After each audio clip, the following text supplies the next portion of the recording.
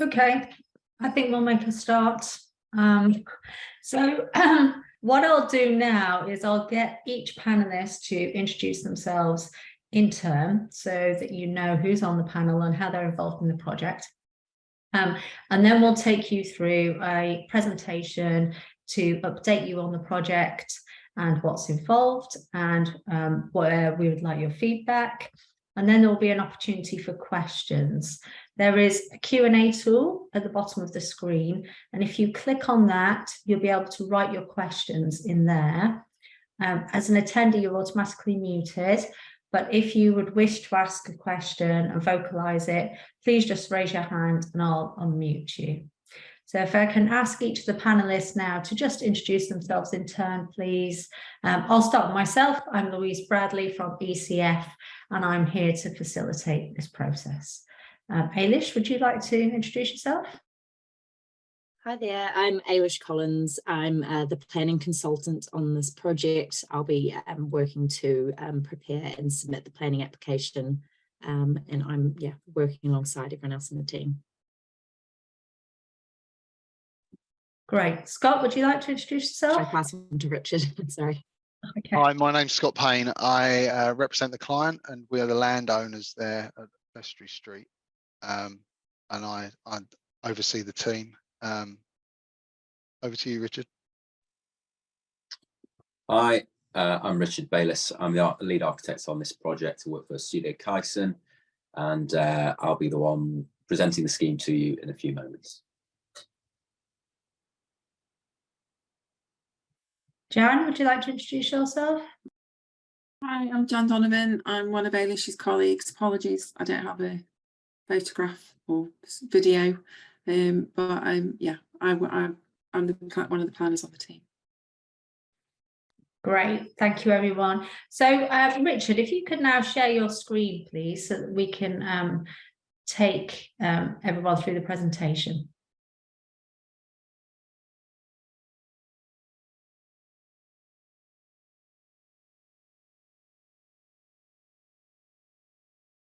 Great.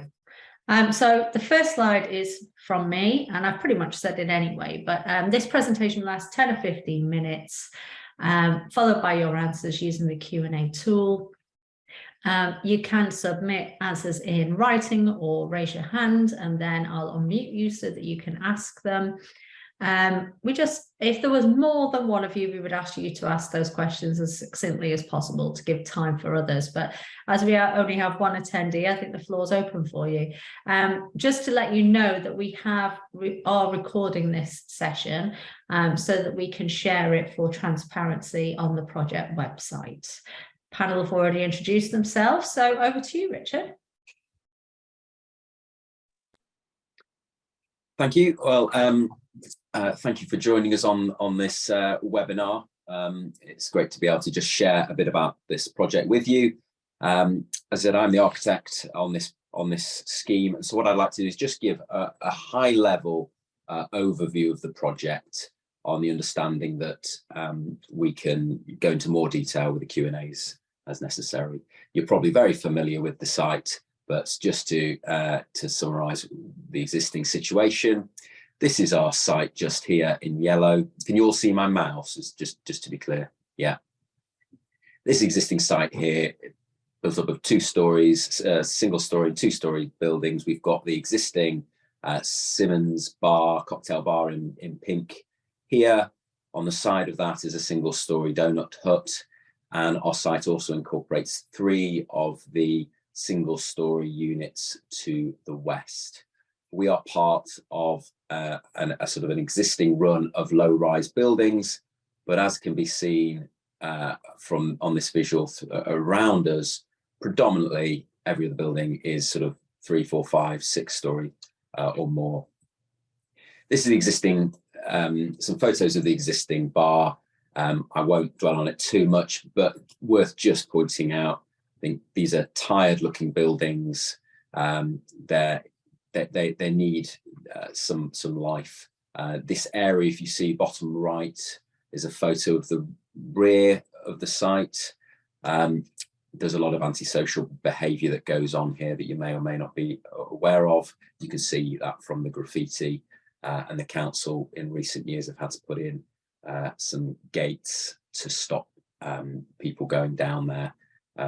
So we're hoping that this part of this project is going to help upgrade this particular area for the benefit of all those around.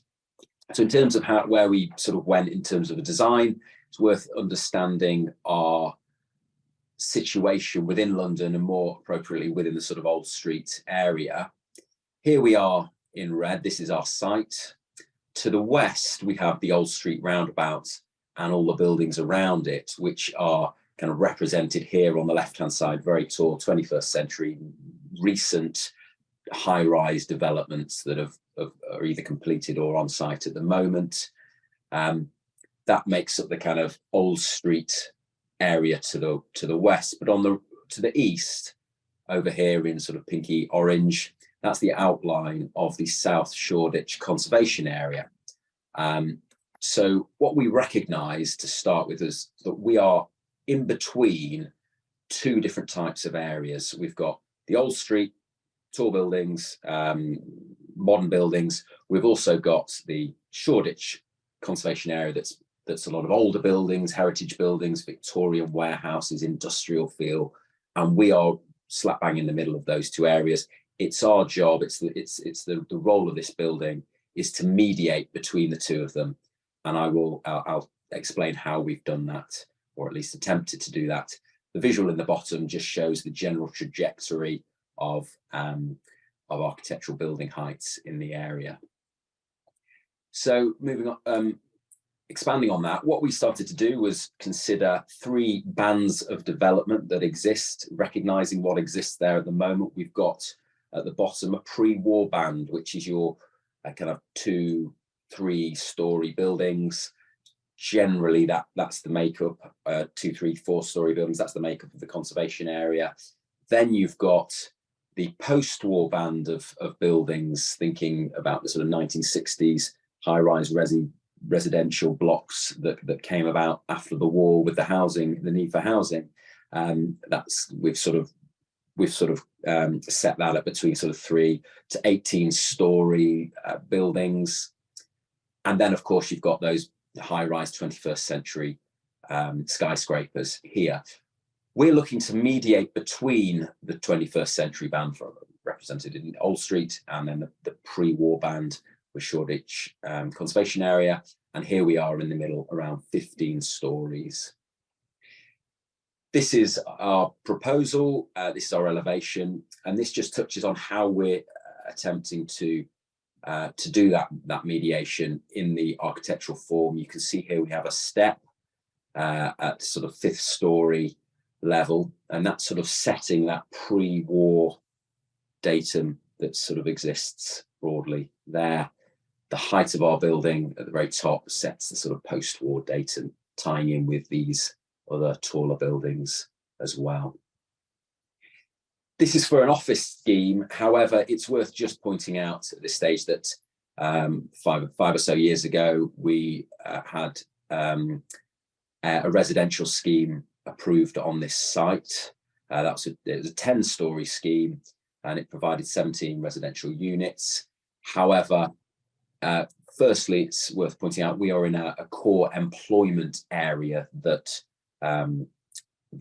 promotes office development, but also as standards for residential have increased over the last 5 or so years, we found actually to provide residential on this site just didn't quite work for air quality reasons, noise pollution, because of its proximity to the Old Street, the busy Old Street road. So we're now going with office use for this proposal.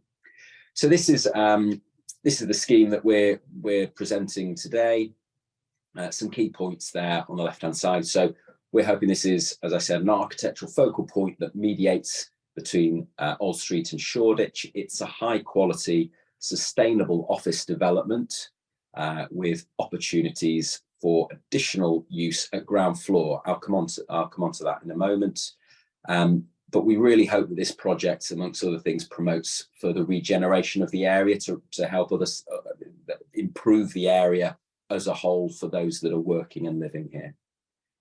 In terms of the design that's shown, you can see the massing development down on the bottom left. But what we've designed is, in terms of the architectural design, an exposed exoskeleton structure that's expressed externally in the form of a concrete frame. You can see the change in height. This, we call it the sort of shoulder of the building here at 5th floor. That's creating, it's got a chamfer here that helps reduce the perceived mass of and bulk of the building. And the other sort of concept to the design is just emphasizing the entrance here with a contrasting material. You can sort of see that referenced in the diagrams here. And I'll explain more about that later. I'm not going to go through all the plans in this presentation, but I think the most helpful plan is the ground floor plan that I'll just briefly explain. This is Old Street down here.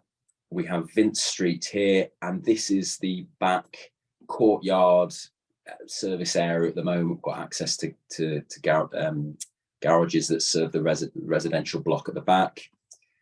Our building is made up of a core on the east end here, and it has a reception that serves the office that's a dual reception, so you can enter it at the front or at the rear. The importance of that is it means that there's going to be activity going on at the back, so as to discourage any vagrancy. There's going to be eyes on this area at the back for a lot of the day. So anyone getting up to any activity, any antisocial behaviour back here is going to be significantly reduced. Here we have what's called sui generis use. This is up for grabs as to what will go in here at this level. Now, there's been some question as to what happens with the existing use for the cocktail bar or the previous pub. What goes in there could be any of those things, and we welcome any comments as to what would be preferred. It could be restaurant, it could be retail, but it could be cocktail bar or pub or anything at the moment. So do comment if need be. In terms of materials, we've considered 3 materials. The primary material is pigmented concrete that ties in with the sort of feel and vibe of Shoreditch, a sort of industrial, raw, robust feel of Shoreditch as the primary material. We've then got a dark terrazzo that will emphasize the entrance to the building here. So it's in contrast to the concrete, and it's very high quality sort of speckled stone, dark stone material. And then the sort of the details of the building around the windows and the store risers, that will all be done in a powder coated fluted metal. You can see it here. So it adds just a little bit of sort of finite detail to the facade, albeit it's still a sort of minimalist architectural building. We really wanted to consider how the building is experienced at street level. So here's a visual that tries to show what's going on. We've got the entrance to the reception, to the office highlighted, large windows, a lot of light coming in. You can see the difference between the white, the concrete, and this black area of the terrazzo that incorporates the entrance. This is the unit that, something goes here to be agreed, but once there's something going on there, you'll see there's real connectivity between inside and outside with large glazing. And it was really important. You can see that the sort of exoskeleton frame is coming down and how it sort of meets the ground at this level here. Just as important is the rear of the building. So this is the courtyard, probably slightly unrecognisable because of the current state of it. But what we're proposing is we'll work with Hackney, who actually own the courtyard at the back, to vastly improve it, to re-landscape it as part of this development, here's just one visual that what it might look like. Repaved. We'll put some bollards. We'll get rid of all the bins that are currently there. So there's new hard landscaping there. The bins will all be stored inside the building, so there's not going to be any refuse and clutter and anything like that. There is, as I said before, from that reception, there's going to be a lot more visibility. This is the reception, the rear reception entrance. A lot more visibility to this area that's going to stop people getting up to no good here. The security gates that are already on there will be retained, if not replaced, but there'll be that extra level of security as well. So that's kind of me. These are the key points that I think I want to just raise at the end. This building is looking to provide the following benefits: a flexible office floor space with over 10% affordable workspace provision. It is, as I said, a sustainable zero carbon development, and we'll be achieving if this means anything to you, a BREEAM excellent rating for the office floor space. And we think it will provide a real improvement to the overall street scene, and of course, reduce the antisocial behaviour around the site. So I think that might be my time just about right. That's great. Thank you, Richard. If you can stop sharing your screen just for a moment. Obviously, if we need to bring up further information to answer any questions, then we can. Shimon, would you like to ask any questions? You can write it in the Q&A or raise your hand if you'd like me to allow you to talk. Okay, I will do. I'm allowing you to talk now. There you go. Welcome. Hi everyone. Hi everyone, can you hear me? Yes. Yeah, hi, sorry about the background noise. Just trying to multitask a little bit. But no, thank you for that, Richard. It's really informative view from your side. Just quickly, my name's Schumann and I'm one of the tenants on the parade. Scott, I'm not sure if Scott's still online. I know Scott. I worked with him when I took on the property. I did have a couple of questions, and I feel quite comfortable asking here because I'm the only one here. So, no, it's not as awkward. So, are you guys going to be going through any kind of timelines in this Q&A session? My first question. I'm so sorry, could you repeat that? Will you be going through any timelines within this Q&A session? Or time frames? Yeah. So we haven't yet submitted for planning. This is a major application, so it does have a 13-week determination period once it's submitted. And well, for a scheme of the scale, we would probably say it would, be up towards maybe 6 months in planning. And then after that, we have, if permission is granted, we have 3 years to implement our permission. There's no construction date set per se, but we anticipate it would take roughly 2 years for construction of the building, unless Scott has anything to add to that. No, I think that's about right. Between 18 months, 2 years. First of all, hi Shimon. Hi, how are you? But yeah, that's about right, Ailish. But yeah, we could only put timeframes really to our planning events leading to submission at the moment, and then obviously we're at the mercy of the planners. So construction timelines are unknown at the moment. Would you like to ask your next question, Shimon? Yeah, no, hi, thank you for that. Thanks, Scott.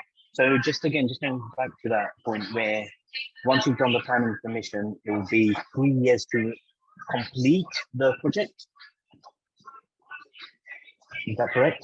It will be, so it's within the 3 years of obtaining your approval from the council. You have 3 years to start construction. So it's not to finish the whole project, it's just to start. Well, understood. Thank you. Thank you for that. And my next question, very quickly.